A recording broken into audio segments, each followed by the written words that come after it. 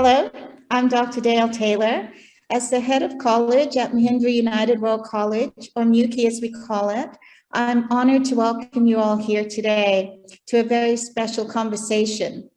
MUWCI is one of 18 schools that strive to make education a force to unite people, nations, and culture for peace and a sustainable future, which is also the mission of the United World College movement. MUWCI is a vibrant school with a rich tradition of curricular innovation and community engagement. Our unique core program offers students the opportunity to engage in socio-emotional learning, political education, host studies, and environment and ecological education. We also have a robust Triveni program comprising of creativity, service, and physical activities. What is unique to MUWCI is that these activities are all run by the students. Students have a strong voice in our school community, and they even form their own panel for interviewing potential faculty and staff for the college. Joining me from the college today are second-year students Adia, Deepak, Hang, Samriti, and Tanya. And our special guest today is someone without whom the school would simply have remained a dream, Anand Mahindra. Anand, along with his father, Harish Mahindra, generously gave us land and the infrastructure, and Anand continues to be involved and instrumental in the excellence of MUWCI. We'll be talking to Anand, one of India's premier industrialists, about his vision for the future of education and MUWCI's role within the Indian context and much more. I'll just say a little bit about Mr. Anand Mahindra. He is the chairman of the Mahindra Group of Companies, which is headquartered in India. He has served on several influential bodies, national and international.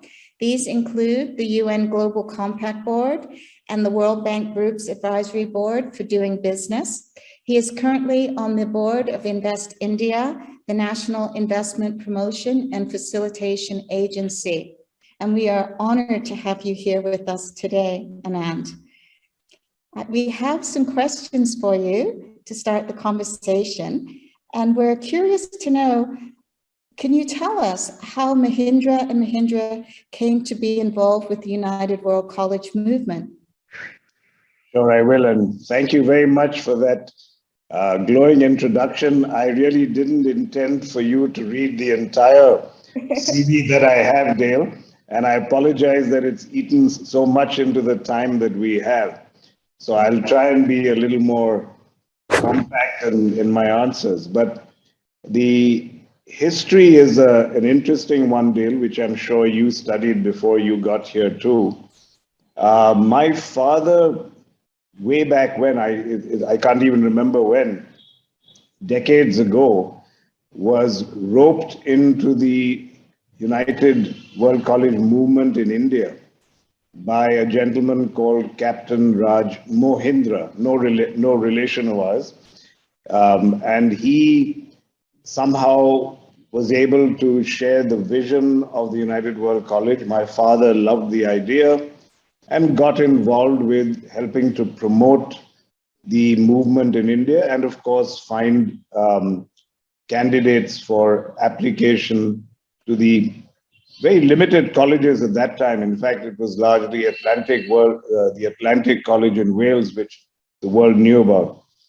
And then over time, he nurtured a dream to put up a college here.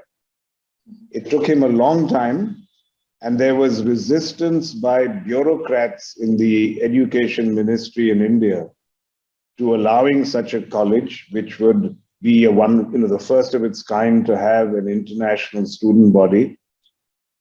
And interestingly, the objection was that this is an elitist idea. And it was quite ironic that the people making those protests were people who were sending their children to Ivy League colleges in the US. But be that as it may, my father persisted, and he was able to get Prince Charles, who was the patron at that time, to prevail upon Rajiv Gandhi, the Prime Minister of India at that time, to permit the college to come up. And then he went around trying to get people to contribute money for this.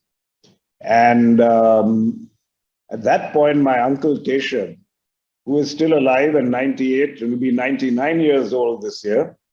And he went to my father and said, look, Harish, you have this dream. It's a wonderful dream. Don't go around with a tin cup asking for people to give money. Let's do it within the company and our family. And that's why, thanks to Mr. Keshav Mahindra's intervention, we were able to finally say we're going ahead. We didn't wait for the government of Maharashtra to give us land. We located this beautiful spot, which you are sitting in right now. And my father and Captain Mahindra fell in love with it. And so that's how it really came about. And I'll stop there.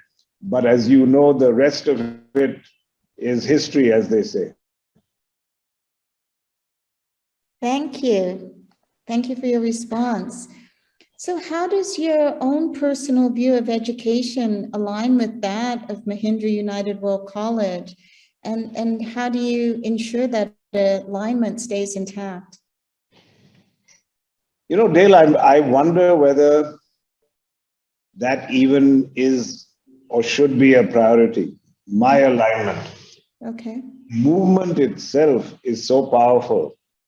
It is so irresistible a concept and so coherent in its objectives and in its purpose that I think my alignment with it is not even relevant. Even if I had some points of misalignment or non-alignment, if you will, I don't think it would be relative, because all of us at Mahindra and in my family have a deep respect for the movement itself, for what it stands for, and have no interest whatsoever in trying to force fit anything that may be asymmetrical with our views to our views. We have never, you know, the United World College movement, as you have probably found out in the last months that you've been with us, is itself not, hasn't been as cohesive as one would imagine in terms of the number of schools. All of them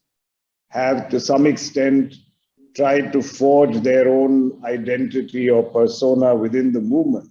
So it's not a very dogmatic or autocratic kind of structure. But having said that, I want to say very clearly that when we founded this, the idea was not simply to acquire a brand, to use business parlance, and then make it aligned to our needs. It was done very much in consistency with my father's vision, which was to respect this movement, see its value, and I dare say in today's world, the value of such an institution is even more apparent. So as I said, I am not ducking your question. I'm merely saying that we are aligned to the movement. And whatever personal goals or variations I have on a theme of education are not in any way going to impinge on the purity and sanctity of the United World College movement itself. Thank you. So taking a broader perspective, what do you see as MUWCI's role within the context of education in India today? You know, it made quite an impact when it came in, because there were very few institutions that could boast of having so many nationalities in one location. I remember when I went there for the first time and I saw the cafe, and you had, you just shut up and heard all the buzz around you. The buzz was in 50 different languages. Sometimes, English was the medium, but it was being punctuated by phrases and vocabulary from all around the world. It was a kind of Tower of Babel, if you will, but at the same time, a very organized Babel, and it's always uplifting. Whenever I go to the cafeteria, it tells you what the world ought to be like. But if I may digress into a kind of anecdote, if you will, Sure. to really share my view of why I think MUWCI and how it works is important in India. I'm going to go back to a story I usually tell young people when I meet them here. And I tell this story more to tell them why I'm against just one-way lectures or discussions. I prefer conversations. And it traces back to this little episode when I was an undergraduate at Harvard College, and I joined a seminar of just 12 students and 2 professors teaching the philosophy of the great saint or sage Aurobindo of India. Now, don't ask me why I went all the way to Cambridge, Massachusetts to study Aurobindo, but it was one of those things which maybe I was a student of Aurobindo. I loved the idea of being able to get an eclectic group of people together to help me further my understanding. So anyway, we had this seminar that was taught by a very famous American philosopher called Robert Nozick, who unfortunately is no more. And to get someone to teach it with him, he had an Indian professor, a gentleman from Bengal, who I can't for the life of me remember his name. And they were like chalk and cheese. I mean, Bob would show up, with a checked sort of shirt, jeans, and the gentleman from India, who was sort of elderly, would come in a 3-piece suit, looking very much as if he had leapt out of some old British book about what teachers ought to look like. Very formal. Robert would start talking, Bob as we called him. And there was very much, as you would imagine in any seminar, a great amount of conversation back and forth. Teachers would always, the students would challenge him. And then when it came, then he would hand over to this Indian professor. And the Indian professor would begin in a very didactic way, a kind of monologue of imparting his knowledge of Aurobindo. And I remember, this is the 70s, keep in mind, there are all these ponytail guys hanging around. And one of them started challenging the Indian professor on something he was saying. And he made a somewhat random answer, wasn't sufficient. The student persisted, did it a 3rd time, but he said, no, but Mr. Chaudhary or whatever his name was, I don't agree on this. And I remember this man suddenly blew his top. I mean, he just exploded. You cannot question me like this. You are a student. I am the teacher. You have no right to do this. I wished I could have been swallowed up by the ground at that point. I was just so embarrassed that he was representing India. And there was a stunned silence with the students. Even Bob Nozick didn't know what to do because it was so contrary to the model of dialectic and discussion. And I remember ever since then, I've been always allergic to lectures and to one-way sermons because I used to say that, look, this is the problem that what in India, you may not be aware of this tradition or this name, Dale, it's called the Guru Shishya Parampara, which means the guru, the teacher, and the student philosophy. And there is a huge amount of respect for it, even in our mythology books. If a teacher asked you for dakshina or a gift, there's a famous story from our mythology where one student of an archer actually cut off his thumb in response to a request by the guru, effectively curtailing his archery career. But that's how much gurus were respected. And I said, the Indian education system has that that kind of excessive respect, and also then has been aggravated by the British colonial experience here, where every school was like Tom Brown's school days. In my school, for example, which was in Ooty, in Lovedale, it's called a place called Lovedale in South India, all teachers would walk in wearing academic gowns, really like they were stepping out of some kind of Harry Potter book. And they would teach us in those gowns. And they were mini prototypes of this gentleman who I encountered at Harvard. So coming back to your question, what does MUWCI mean here? I just think the whole movement, the whole ethos of questioning, of dialogue, of atmosphere of education and learning and the camaraderie and the informality between teachers, the quest for knowledge being paramount, not the hierarchy of students and teachers. The fact that knowledge is captured by interaction and by respect for each other, whether you're a student or a teacher.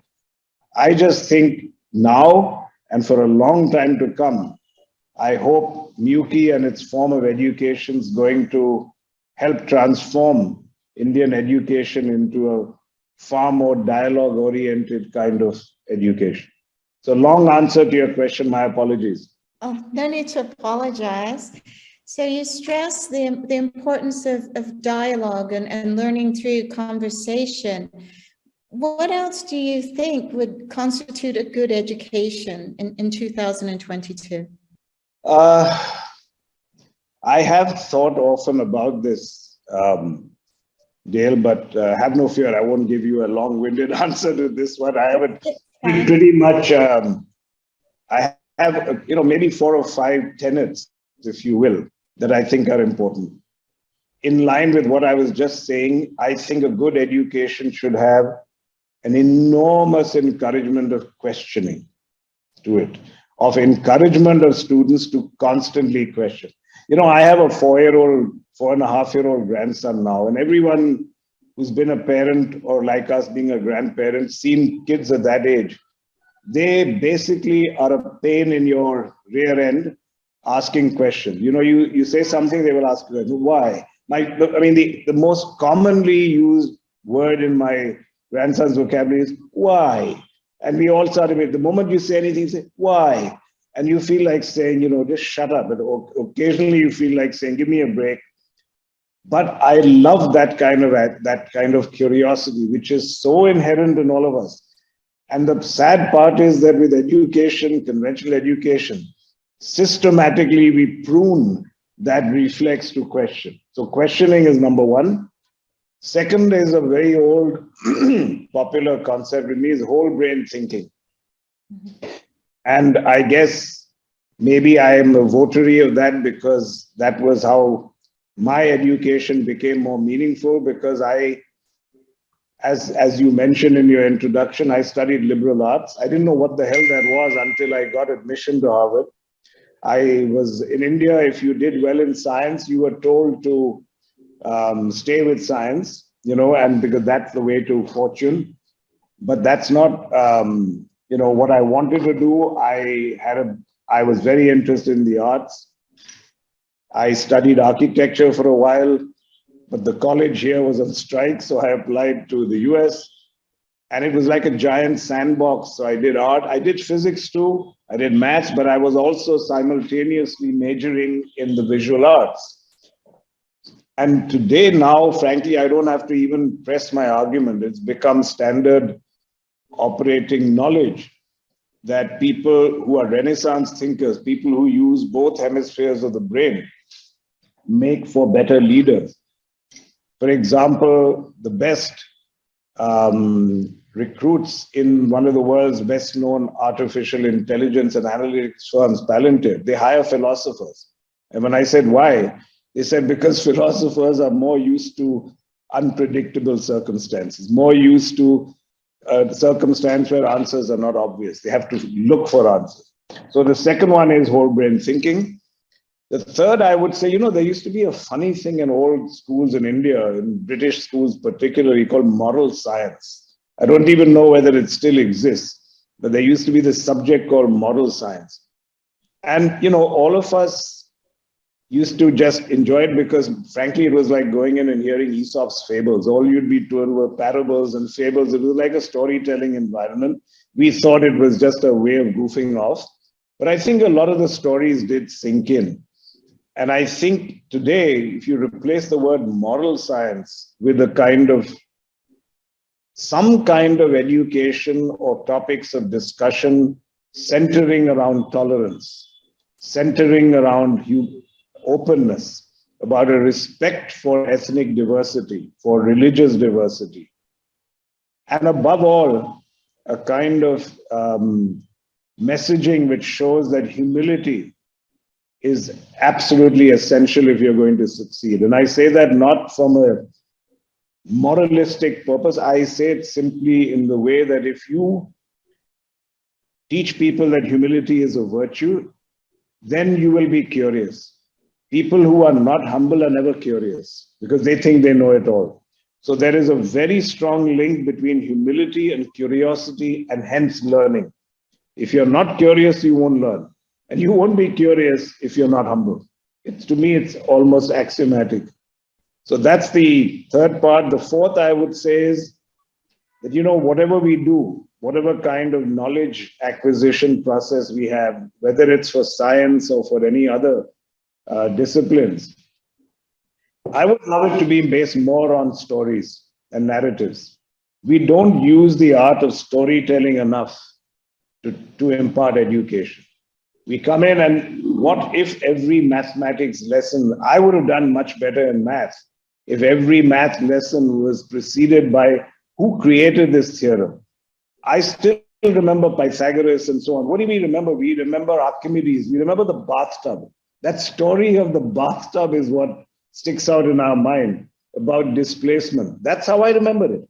I don't remember it because some professor went up in an academic gown and wrote the formula on his blackboard. We remember Newton. Why? Because of a story, an apple falling on his head. If you think about this, I don't think we weave in narratives enough in teaching any subject, and it could be science as well. And finally, I would say the most important thing, which I think has to come to the fore now, and whether you do this through yoga, it's not about spirituality, whether you do it through meditation, pranayam, yoga, any other art from any place in the world, but an ability to become self-aware. We should be teaching kids to be self-aware at a much earlier age. That understand yourself, understand what you want to do. If you begin to look inside yourself and you encourage children to look internally as well as externally, not just at the blackboard, but the internal blackboard of their minds, they will be more self-aware. And then when it comes to making choices as to how they live, what they do, they will make choices better aligned with who they are. And that leads to a very simple outcome called happiness. Because the biggest commodity in short supply today is happiness. And as we've seen, and you and I have talked before, Dale, on this, that whether the COVID period or even before that, the amount of mental health challenges that young people are facing today, to my mind, is an outcome of lack of self-awareness, a lack of confidence, and the education not encouraging us to look inwards. So again, I thought I'd be brief, but I'm sorry, it took a while. Apologies. Again, I'm sorry, I'll stop apologizing. I'll just try and do better. No, don't ever apologize. I find what you're saying very insightful, and being in schools and education for the past 25 or so years, it does ring true. When I look back to the students I taught and, about 10, 15 years ago, when I talk to them now, what they remember are the principles associated with the stories. That's valid, and I think that's brain science and brain research, whereby the brain doesn't want to work awfully hard. So if you can connect it with something that's pleasurable, enjoyable, and meaningful, students will retain that knowledge a lot longer than just discrete pieces of information. So it makes a lot of sense to me. And I know the students are dying to ask you some questions as well. So I'm just going to ask you one more question. And this is more of a futuristic question and more of an idealistic vision of what education could be like. A few years ago, the OECD, and that's the Organization for Economic Cooperation and Development, they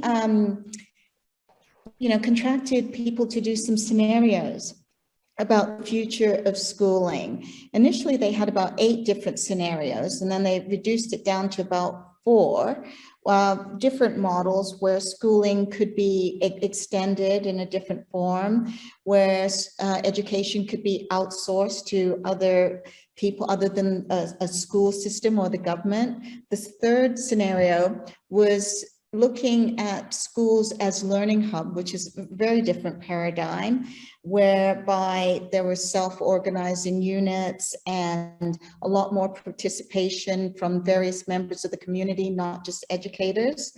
And then the fourth one was pretty much a dismantling of the school system, where people would learn as they go, and in this technology would be used, different organizations would be used, and it seemed to be like a polyglot of different organization and technologies coming together to deliver schooling, a formal system of education.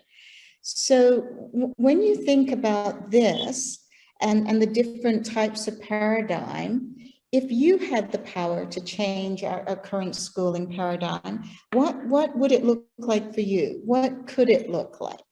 Yeah, it's a complex topic, and I can't pretend to have more than a cursory understanding of that OECD report. But as a reply right now, I would say where my mind is at, I would basically build further on scenario 3 that you mentioned, Dave, of the learning hub kind of concept. I mean, I think there should be a framework perhaps built on the foundation of the existing one, so that standards and compatibility can be maintained. That's a practical side of me talking, rather than a complete break.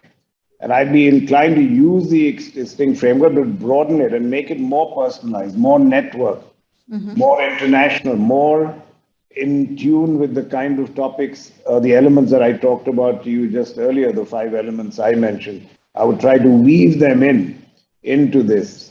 Skills also, ethics and self-awareness, as I mentioned, in particularly. And of course, I love the idea of using technology to enable students. We haven't talked about that. I didn't mention that in my 5 elements because I see it as an enabler. But technology is key. And if a kid from the slums of Dharavi could access, let's say, the treasures of Widener at Harvard or Sterling at Yale, the libraries there, or take a seminar with the best teachers in her or his area of interest anywhere in the world, I mean, look at that, how wonderful that would be. And of course, we are all talking about the metaverse these days. So, in an ideal metaverse, a student could actually be getting a Harvard experience or a Yale experience sitting in Mumbai. So there's a huge potential for using technology to level the playing field. And that, to me, would certainly change the paradigm. Students, would you like to ask Mr. Anand Mahindra some questions? Please go ahead. Hey, I'm Tanya, and I hope you're excited for our questions now. So the first question is, what did you value most when you were a student? Tanya, I went to a boarding school in, as I said, in Ooty in Lovedale, and it was really like Tom Brown's school days, in a sense. As I described, very conformist. It was almost like a military school. So we'd have to get up at 6 a.m. and march, and then you had curfew. Our letters in those days, forget mail, all right? Even the phones didn't work in India. So we would be writing a letter every week called an aerogram. I don't think any of you know what an aerogram is. It was like an origami thing. You wrote it out, then you folded it, put a stamp on it. And those letters were read by the housemaster. Talk about censorship. So that's the kind of environment I was in. I couldn't even communicate with my parents on phone, mail, but a letter, and the letters were read. So that's the environment I was in. I hated it. Okay, so I actually graduated head of my class, but I've always told people I did it out of revenge. I hated the place so much. I said, I'm not going to leave here without making a mark. Otherwise, my life would have been wasted here.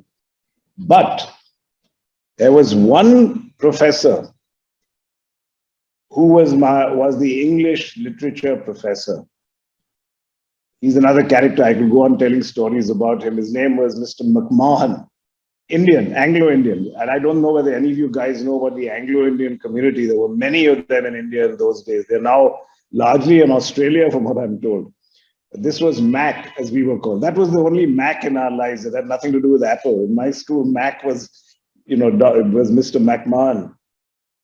He was he was very smart, passionately in love with English literature. Hearing him recite Shakespeare was a delight. And he would challenge people, but he would take challenges, unlike the guy I talked about when I started out. So he and I had this wonderful love-hate relationship. Everyone in the class thought I hated him and he hated me. But when I look back, it was a huge mutual respect that we had. He actually looked forward to my coming in and challenging him. I looked forward to baiting the hell out of him. But, I got almost a perfect score in literature when I graduated in the Indian School Certificate. It was only because of him. So if you join the dots with what I was saying earlier about dialogue, about challenge, conversation, comes not only from the anecdote I gave about Harvard, it comes from Mac, my Mr. Mac, that he taught me, because the most enriching part of my experience at that school, while I was busy being a rebel, non-conforming and so on, was the richness of an interaction with one teacher. So if I had to say one thing to you, I'm sorry I can't give you a theory about what's good in school, what I loved. I still tell you, it's about human beings and stories. To me, life is still just about two things, human beings and their stories.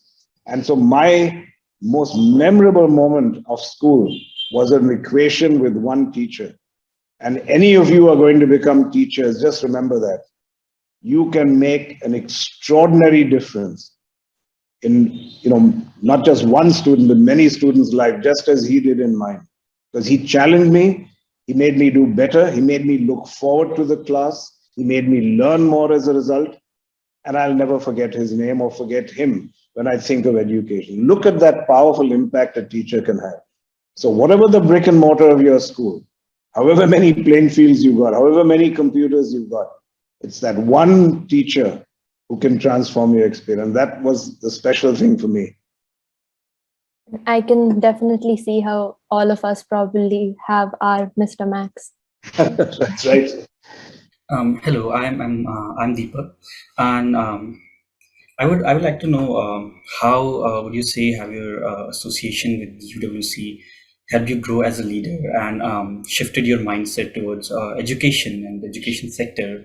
Yeah, Deepak, a lot of what I say might be already linked to many of the things I've said. I mean, if you sat down and just looked at a transcript of what I've said, you'd get a lot of your answers. I've learned about internationalism. I've learned about the benefit of dialogue and challenge and conversation, but not just with in one country, but with people from many countries, from many faiths. If I told you that my favorite place is the cafeteria at MUWCI, because of the number of the buzz, the sound of the cafeteria there is very different. You can't understand it at first. It's like complete gobbledygook, and you have to discern which language is being spoken where. That was a huge education for me. So it made me a big believer in tolerance, openness, dialogue, international participation in any conversations and in any outcomes. So I believe that, and I hope to talk more about this later with all of you, when you look at what the greatest conflict in the world today, in the Ukraine, I think those qualities that MUWCI develops, encourages, and the MUWCI experience is almost essential for leadership of tomorrow. I cannot imagine Russia behaving the way it did if it had a MUWCI graduate at the head of Russia, for example. Just as simple as that. So anyway, I'll stop there, Deepak. Hi, Anand. I'm Hang, and I've been so fascinated about your ideas about education. And one that stood out to me was working both of the hemispheres of the brain. So how have your study of the arts helped you in life, helped you in being a leader and being? As I said, I used to apologize or try to hide the fact that my undergraduate degree was in visual studies. It wasn't even in film, because, at Harvard, they have a major. Major just means you take 6 courses in one department, and the department was Visual and Environment Studies. Like, we were called the Viz Studs, by the way. So, anyone who did visual studies. And so I did film, I did art, photography, I did art as well. And I used to just joke that I went to Harvard Business School afterwards to make up for my sins as an undergraduate. And I remember, again, I'm telling you stories, but I was, as you know, Mahindra is largely an automotive firm. We make cars. And I was once at the Frankfurt Auto Show, and I had to speak after a legendary figure in Detroit called Bob Lutz.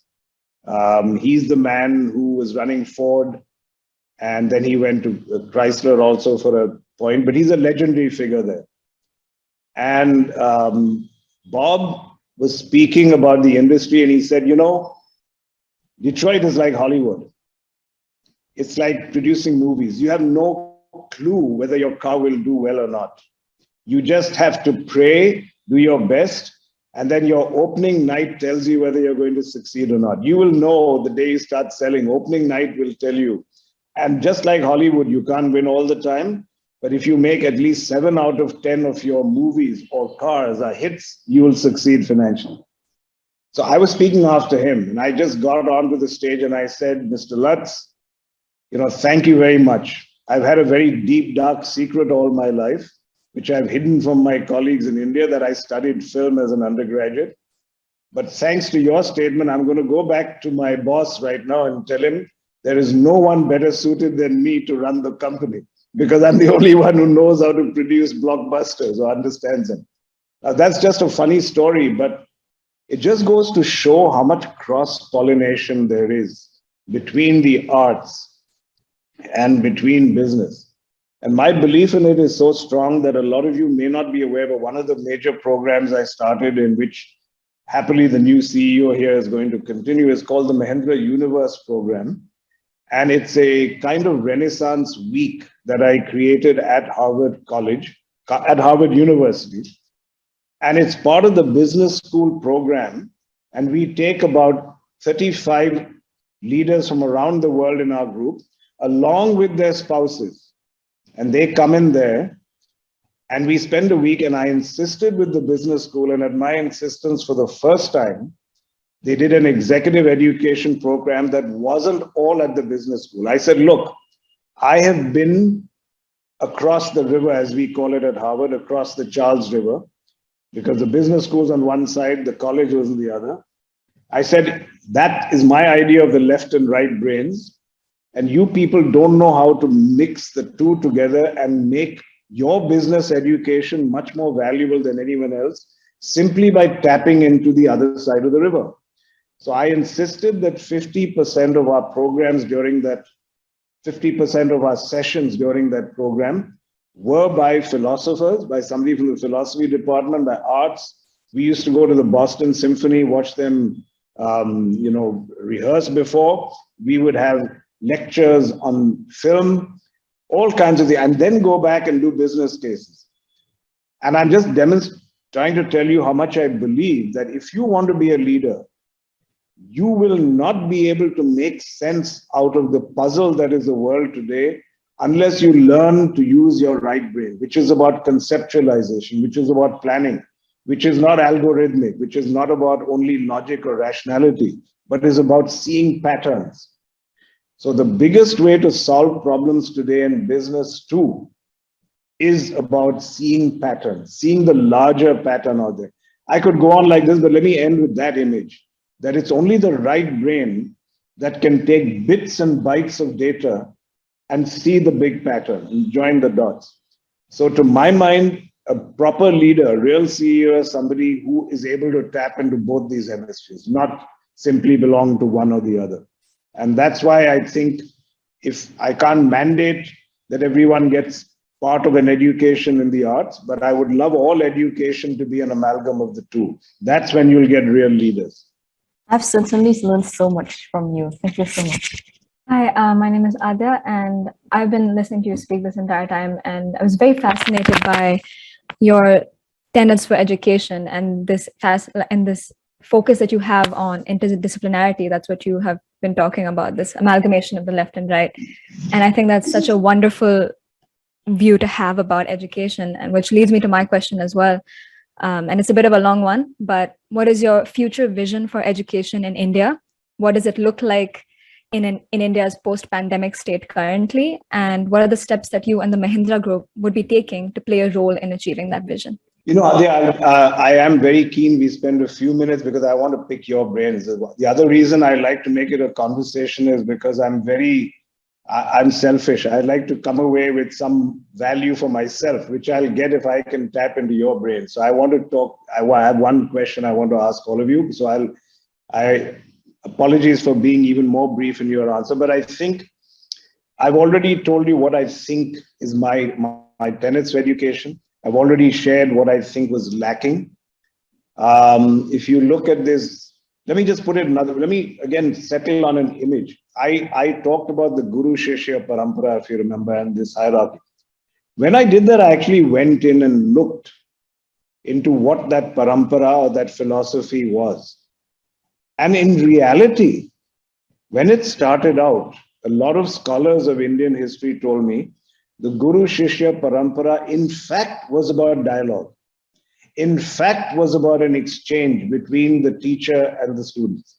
It was meant to be the teacher will put a proposition forward, the children will challenge it, and it'll go back and forth.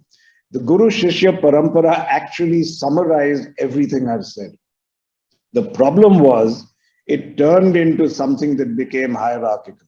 It turned into something that became rote, where people would just sit and learn the scriptures and recite the scriptures. It was not meant to be like that, is what I've been told by scholars. So if I had to get a one-line summary of what my vision for education would be, back to the future. Can we revive the Guru Shishya Parampara in its pristine form? Can we truly make this a country where students learn through tolerance, through humility, respect for others' views, a healthy dose of diversity, and learn to converse within that very kaleidoscopic environment, if you will. If we can do that and use that kernel of that idea, whether it's in kindergarten or whether it is in high school or whether it's in college, I think we'll be on the right track. So it's a very broad answer, but as I said, if you piece together a lot of what I said earlier, I hope I'll have a more holistic answer for you. I think we've covered all the students. Anyone left? Anyone with a question? Yeah, I have one question for you. Sorry, Hi, yeah, go ahead. I'm Samriddhi, and I think this is the opportunity that you've been waiting for. My question to you is, what's the one question that you would like to ask the MUWCI students? Hallelujah. Thank you, Samriddhi. Thank you. No worries. Okay, so this is where I want to pick your brains. Obviously, Ukraine and what's going on is the biggest problem. How can you have a conversation in a united world college, the name like that, and not have a conversation going on about that? So I just want to dive deep and ask all of you, any one of you in any order, maybe Dale can moderate. I want to get a sense of what is your view as a MUWCI student of what's happening. I'm not asking for a crystal ball. You know that this is a very complex subject, and sitting in India makes it more complex. Just yesterday, we again abstained in the UN, in the resolution. To some, that's very troubling, but yet there's a very large group that has more practical perspectives and said India's loyalty to Russia has to be respected because they're the only ones who stood by us. There are a number of examples given over years of conflict with Pakistan, for example, where the US were in fact not by our side, the Russians were. There are more practical tenets that we need oil at lower prices. There is a defense mechanism. And then there is a question of, wait a minute, we are being fed only what the US perspective of history is. There is a whole body of thought that the situation in Ukraine, in fact, was almost manufactured due to some machinations of the West and NATO. There are very cynical views about how the military-industrial establishment in the US is happy with the conflict because they can test out their new weapons and toys. without any cost to them. So there's such a melange of views out there. How do you guys make sense out of this? What is the guiding principle each of you as an individual is using to navigate your way through these mixed perception and coming out with a view? So if you're sitting at home or you're in a party and somebody says, Samriddhi, what do you think is happening in Ukraine? Who's right, who's wrong? Very simple black and white question. What is the thinking which allows you to navigate yourself to a position, or at least not a fixed position, but an answer to that question? And I'd just love to get your views on it. I don't want to leave until I hear your views. Sammy, do you want to start? Sure, I can. I think one of the things that, as you said, that as a MUWCI student, how do I navigate this topic? One of the biggest things that helps me is how many discussions we have in MUWCI and from what perspectives we have those discussions. One of my second years happened to be a Ukrainian, and I am seeing him like from a second person's view, but I'm still seeing him go through this crisis while his family is in Ukraine and he's in the US. So I think that, first of all, the biggest thing that we don't look when a war happens is empathy, and also how the people who are going through it, the civilians, every time every news headline comes down to the two governments which are involved in it, or the officials saying something, or the other countries giving, as you said, that the US side of the story and the Indian side of the story. But I think me as an individual, when I look into it, the first thing that I think about is people who their daily job is getting affected by this. They don't know when they'll meet their families. The children don't know if they'll ever get to see their fathers or not, or something like that. So that's one of the biggest things, in my opinion. And conflicts like these have taken a lot of, they have been part of history before, but in the 21st century, when we see things like this, I think communication would be, it's a very trivial thing to say for such a big topic, but then if the world leaders communicate and we approach things with, again, more empathy and more a view of the bigger picture, and we see that it's not only about the land which they're trying to get, it's not only about the claim that they're trying to make, it's also about all of these millions of people losing their lives, losing their families, losing their jobs and everything. And they don't know how they're gonna get their lives back on track. So I think that's one of the views that I look into first, and then I go forward with the political side of it. That's a wonderful answer. Thank you. Empathy. I'm going to ask for this recording of this, so I'm not taking notes, but that's a wonderful answer. Thank you. Samriddhi, the others. Deepak, would you like to offer your opinion? So I think issues like this, like war and all these like major issues in the world, I think they're a bit too complicated to be divided like separately into a black and white zone. And it's more, and especially since my perspective is going to be third person perspective. So I don't know how much exactly can I make a judgment about that. But one thing that I certainly know, and I think I can be quite sure about it, is that war brings a lot of destruction, physical, mental, psychological, capital, in all sorts. And yeah, pretty much agreeing with what Samriddhi also said, that I don't know who's right, who's wrong, and it's a difficult judgment to make, especially considering that I have a limited amount of information. I don't know the complete history of the two nations, but it definitely does come with a lot of destruction. So many lives are lost, and so much trauma it leaves behind. Thank you. So in a way, you're echoing what Samriddhi was saying, that any decision or any outcome before one starts getting almost scholarly or research oriented or finding facts about it is an acknowledgement of pain and suffering, that empathy, that if you do not start with that, no matter what your left brain tells you, about who's right or wrong, you have to start with empathy. And empathy probably is square in the middle of the brain, somewhere, wherever it comes from. No, thanks. That's very interesting. Tanya, do you have a perspective on this? So, from my limited understanding of the whole situation, a lot of the times it's not exactly the nation as a whole that ends up making a decision. And a lot of the times the leader is making a decision that their citizens may not agree with. And when you talk about Russia or Ukraine as a whole, it comes down to the entire country. And that includes the civilians. And they could have completely contrasting views to what their leaders are doing, but they have no choice but to sit there and be a citizen of their country.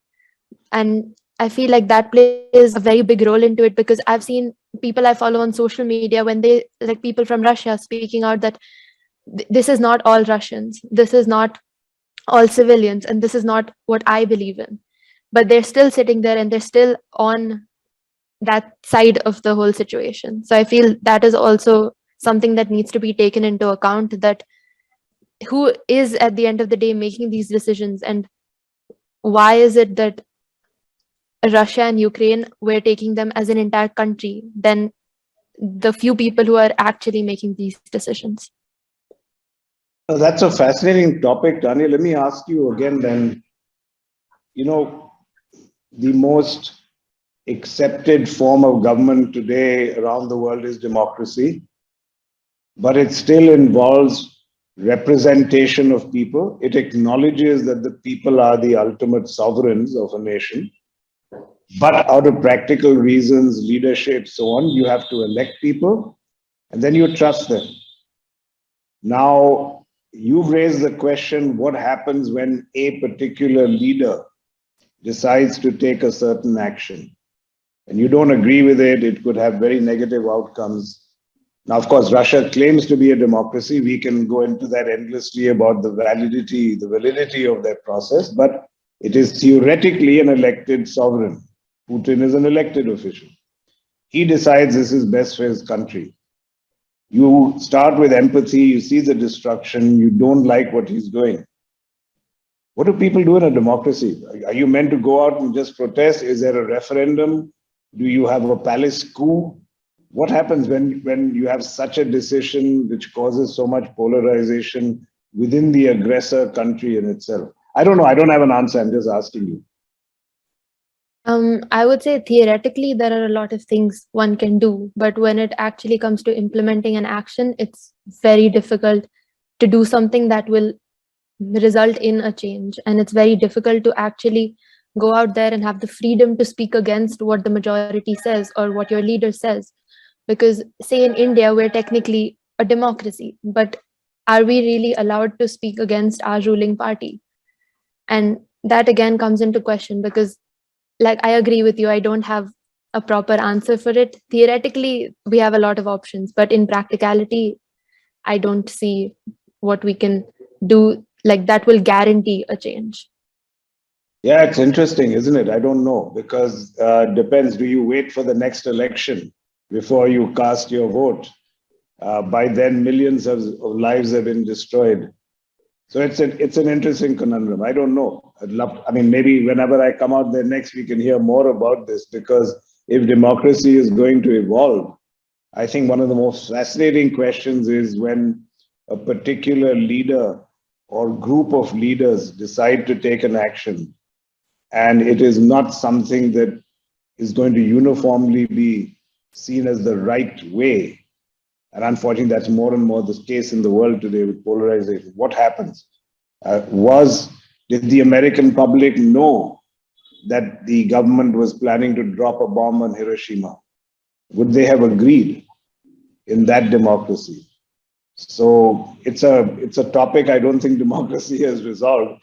And neither can you take a referendum. You can't go out and say, oh, should we drop a bomb on Hiroshima? Who's in favor? Who's against? By that time, somebody would have dropped a bomb on you. So war is different. I don't have an answer, but it'll be fascinating. And I'd love to be a fly on the wall if MUWCI was ever discussing things like this about the required evolution of democracy. We have conversations like that most weeks in our global affairs. Usually they're a little less formal, informal on the grass, where there's a lot of participation and everyone's views respected, even though you agree or disagree. And I'm just conscious right now that Hang and Nadia haven't contributed to this part of the discussion. Would you like to say something? So for me, it's disheartening to see the vulnerability of a weak country in the middle of two big powers. So I relate this back to the situation of my country, Vietnam, during the Cold War. And like right now, NATO is reluctant to help Ukraine because of the power of Russia. And it works the other way around too. And it's so difficult for a weak country to find support in the world. Like in theory, like big countries should help weaker countries, but it is difficult in practicality. And it also, after this war, it also hurts the dignity of a country, I would say. Like we consider the perspective of Russia, we consider perspective of the US, but do we consider the perspective of Ukraine itself? Right, and of course, you come from a country which has seen the ravages of being victims of great power rivalries as well. And of course, when we meet, I must tell you about my visit to Vietnam, and it was many years ago. It was in the early 90s, so things were very different. There was only one hotel in Ho Chi Minh City at that time. You know, it was a floating vessel. It was a floating ship. There were no hotels at that time, but it was fascinating, and the spirit of the people that I saw there was just incredible. And I'm hoping, of course, that that whatever it is, the human spirit will triumph eventually, as it did in Vietnam. Yes, Adia. So while I completely agree with everyone else about empathy and it being the core of especially such big and serious topics such as war, I think objectivity could be our biggest path to empathy in these cases. As a history student, you are they're forced to consider so many perspectives for everything. Like whether you're studying a revolution, a war, anything that's been happening in history, you're looking at it from various perspectives and what everybody else thought. But in this day and age, and especially when it comes to Russia and Ukraine, if you look at, if you completely ignore the fact that Russia might have their own thought processes or ideas behind them invading Ukraine, you just look at the basic facts, which are, it is a country that wants autonomy and another country is impinging on that autonomy. And I think that one provides a lot of empathy to the Ukrainian people as you are looking at their perspective, but only at the perspective of the people involved. And like Tanya said, the Russian people don't necessarily agree with Putin. In fact, they're actually, a lot of them are escaping Russia because they don't want to be affiliated with what the state stands for, not the people, but it's what the state stands for anymore. And I think that objectivity is very much required, and at least for discussion, that's how I would view it, because especially in a place like UWC, you talk to people who have lived the histories that we are talking about, Ukraine, the Balkans, Eastern Europe. We have people here whose parents probably lived under Khrushchev, Stalin, the USSR. How do you make sure that you are being objective and making sure you're looking at the facts and not disregarding people's history as well? And I think to your question about whether democracy and like in a democratic setting, what is your plan of action if your democratic leader does not align with your views? I don't think that is exactly a democracy. Like, they're supposed to be representative. They cannot be leaders. Ideally, in a completely ideal democracy, cannot be going off on their own power trips, which is what I would very frankly call Putin's decision to invade Ukraine. But the problem is, ideal democracies are just that, they're ideal. It's not very, very hard, especially if you look at a country, say like India, with over a billion people that we have. I don't think representation works, because you cannot represent the thoughts and perspectives of a billion people. But yeah.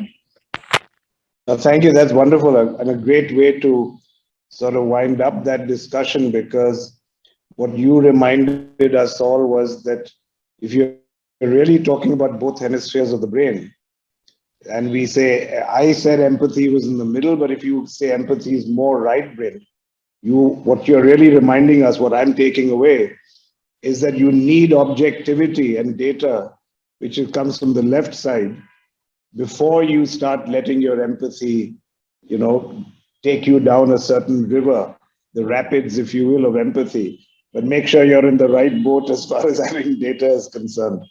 That's wonderful. Thank you, Dale, for allowing that. That's terrific. I've learned a huge amount as I had expected. And I think we're running out of time, unfortunately. True. As we did as well, learned an incredible amount. But I don't want to have the last word. So if you, Anand or Sami, would like to give some final words, please go ahead. I hate having the last word, so I'll let Sami go ahead.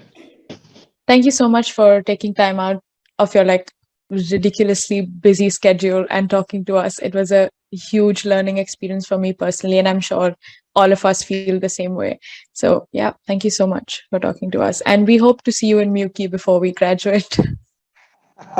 Absolutely. I'd like that too. And thank you. This was an honor for me. And thank you all for the privilege of including me in these milestone celebrations, if you will. Thank you, Dale, and thank you to all of the students here. This is my pleasure.